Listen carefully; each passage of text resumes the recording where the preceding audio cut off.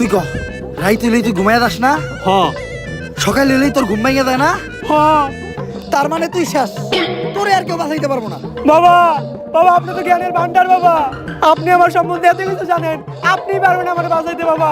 তুই যেহেতু এত রিকোয়েস্ট করতেছস, একবার চেষ্টা করে দেখি। রিকোয়েস্ট কই করলো? কইলো তো মাত্র একবারই। তোর বাবার দেহা রেখা মুইসা গেছে, ডাইনার দেহা।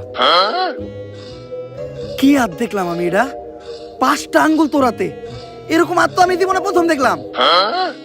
এই সমস্যার সমাধান শুধু একভাবে হইব, এই আংটি ব্যবহার করলে। আর এই আংটিটা কিন্তু কোনো সাধারণ আংটি না। কোন থেকে জানি এই আংটিটা আনছিলাম? গুলিস্তান থেকে আনছিলেন, দেখে বেচতেছিল 15 টাকা পিস। হিমালয়ের পুরাই থাকা মায়াবী পাথর দিয়ে এই আংটিটা বানানো।